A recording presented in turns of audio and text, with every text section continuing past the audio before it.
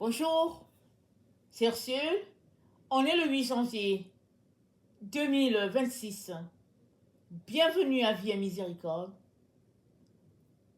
Je viens parler de savoir inverser les portions. Amen. Notre texte se trouve dans 2 Samuel 22. Au verset 29, ça dit: oui, tu es ma lumière, ô Éternel. L'Éternel éclaire mes ténèbres. Amen. Oui, tu es ma lumière. L'Éternel éclaire mes ténèbres.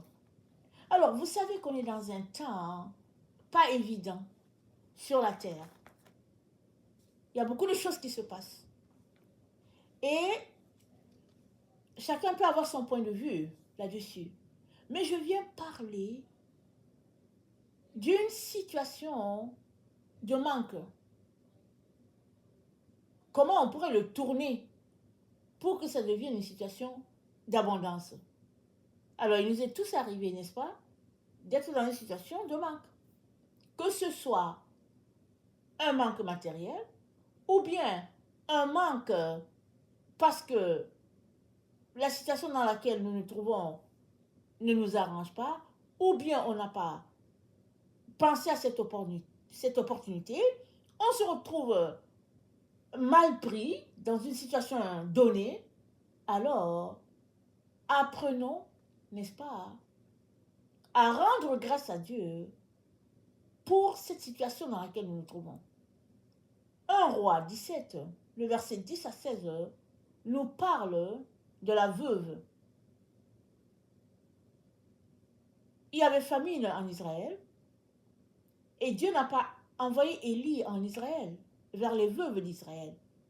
Il a envoyé Élie à Sérepta, bien loin d'Israël, pour aller manger chez une veuve. Et quand il est arrivé, il a demandé à la veuve de lui faire à manger. La veuve lui a dit: il ne me reste plus grand-chose. Un peu de farine, un peu d'huile, et nous allons manger, ce sera notre dernier repas. Le prophète lui dit: fais-moi d'abord à manger, et après, ainsi parle l'Éternel, tu n'en manqueras pas pour toi et ton enfant. À ce moment précis, cette dame a fait un choix. Elle a choisi d'inverser les portions, de renverser la situation, de voir qu'il y en avait assez pour qu'elle puisse manger, elle et son enfant. C'est-à-dire, elle a choisi de croire à la parole du prophète. Alors, nous sommes dans un temps assez difficile sur la terre. Quand bien même, tu fais peut-être partie des gens qui ne manquent pas de quoi que ce soit. Quoique tu fais partie des gens qui sont dans l'abondance, on ne sait pas ce que demain va enfanter. On ne sait jamais ce qui pourrait arriver. Il est donc important d'apprendre à renverser les proportions. C'est-à-dire que quand quelque chose est petit, apprenons à le voir grand. Apprenons à le voir suffisant pour tout le monde. Et alors que nous voyons la chose suffisante pour tout le monde, Dieu va nous inspirer afin que tout le monde puisse avoir à manger. Parce que quand on voit la situation du peu, beaucoup, on rend grâce à Dieu et il y en aura beaucoup parce que c'est Dieu qui multiplie. Et si cette portion-là qui est là, il ne la multiplie pas, il est capable de nous donner, d'ajouter autre chose à côté. Il est capable de nous donner, d'être tout simplement rassasié, d'être satisfait de sa présence. Parce que il est celui-là que nous avons le plus besoin. Ce n'est pas les choses que nous avons besoin, mais c'est notre Dieu que nous avons besoin. Alors, si, à nos yeux, la situation n'est pas ce qu'on veut, l'attitude que nous avons fait la différence. Soit on est mécontent et toute la situation est entachée, pénible, difficile, où on loue le Seigneur, on le célèbre pour tout ce qu'il a fait, et finalement, tout devient abordable et la gloire revient à Dieu. Dans le psaume 119, le verset 130, la parole de Dieu nous dit, c'est la révélation de tes paroles qui est claire, elle donne l'intelligence au simple. C'est la révélation de ta parole qui est claire. Avec la veuve, Élie lui a dit, voilà ce que Dieu dit, tu ne vas pas manquer de farine, tu ne vas pas manquer d'huile, mais fais-moi d'abord à manger. La femme peut s'arrêter et puis vous dire, mais je ne crois pas. La parole que Élie lui a donnée l'a éclairée. Et elle a décidé de croire. Et dans le psaume 62, au verset 6, c'est dit, oui, mon âme, confie-toi en Dieu, car de lui vient mon espérance. Oui, c'est lui qui est mon rocher et mon salut, ma haute retraite. Je ne chancellerai pas. Sur Dieu repose mon salut et ma gloire. Le rocher de ma force, mon refuge est en Dieu. En tout temps, peuple, confiez-vous en lui. Répandez vos cœurs en sa présence. Dieu est notre refuge. Dieu est notre refuge. Nous devons apprendre à nous confier en lui. On est dans un temps où souvent on se confie dans le système, on se confie à nos parents, on se confie à nos amis, mais Dieu, on le laisse de côté. On ne va même pas vers lui, c'est la dernière personne vers qui on va. Et souvent, on va à lui quand c'est la dernière. Ça dit quand il n'y a plus rien à faire, alors on crie son nom.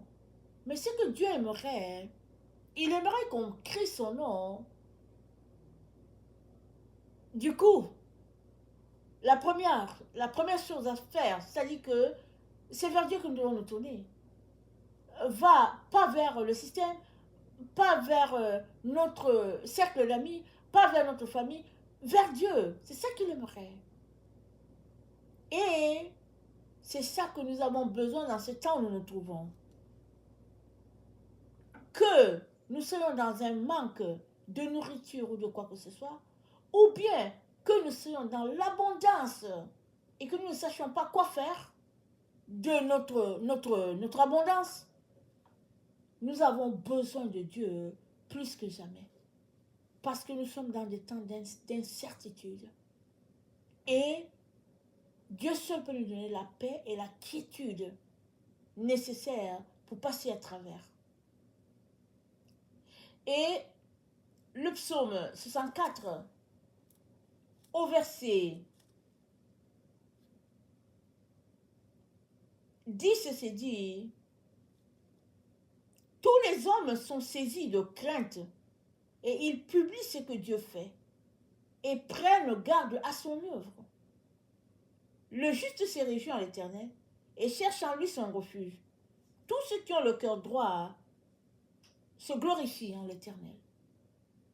C'est en l'Éternel, en lui et en lui seul,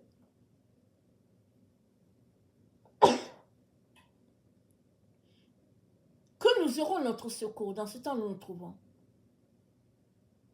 Commençons déjà à le mettre prioritaire en toutes choses, à dépendre de lui en toutes choses et à lui rendre grâce pour tout ce que nous recevons. Si nous trouvons que c'est petit, regardons-le comme suffisant. Parce que Dieu a jugé bon de nous donner ça avec cette portion, ou bien cette proportion. C'est ça qu'il a jugé bon.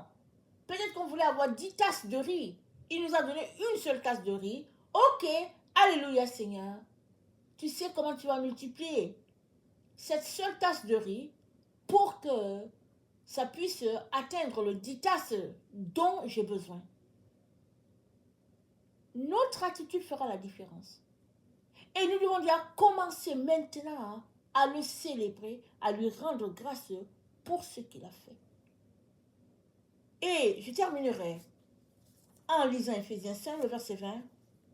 ça dit, rendez continuellement grâce en toutes choses à Dieu le Père, au nom de notre Seigneur Jésus-Christ. Je répète, rendez continuellement grâce pour toutes choses à Dieu le Père, au nom de notre Seigneur Jésus-Christ. C'est une recommandation. C'est, n'est-ce pas, un chemin de vie, une façon de faire. Et ça fait que notre fardeau, c'est sur les épaules de Jésus que nous allons le déposer. Nous ne le portons pas, nous le laissons là-bas aux épaules de Jésus et puis nous recevons sa paix. Et à partir de ce moment, notre esprit est disposé à recevoir. Et Dieu va nous dire comment. Comment aller chercher les 9 tasses que nous avons besoin. C'est lui seul qui va nous guider et nous conduire. Parce qu'il va nous révéler ce que nous devons connaître et il va se révéler dans notre situation. Afin que la relation de père à fils ou bien de père à fille soit une relation basée sur la confiance, sur l'amour, la dépendance. Amen. Ça, c'est très important dans ce temps où nous nous trouvons. Que le Seigneur bénisse sa parole. Et que nous puissions couper tout ce qui doit être coupé et nous attacher à tout ce que le Seigneur pointe comme important. Que le nom de notre Dieu soit béni. Amen, alléluia. Amen.